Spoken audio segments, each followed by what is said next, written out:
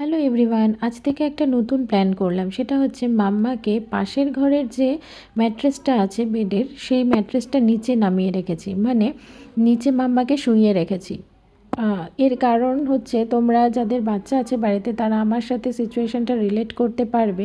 এটা হচ্ছে আমাদের মেন এন্ট্রান্স আর পাশাপাশি দুটো বেডরুম। এটা মেন বেডরুমটা আর পাশের রুমটা হচ্ছে এটাই। পাশের রুমে যে ম্যাট্রেসটা পাতা ছিল সেটা কিন্তু বারান্দায় পেতেছি।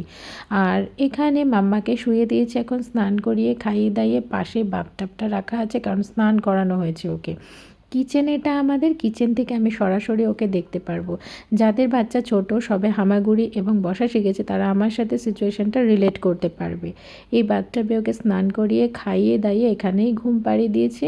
আমি যতক্ষণ কাজ করব ওকে এখানেই রাখবো, পরে আস্তে আস্তে আমি বেডরুমে নিয়ে যাব আমি নিজে ফ্রি হলে পরে।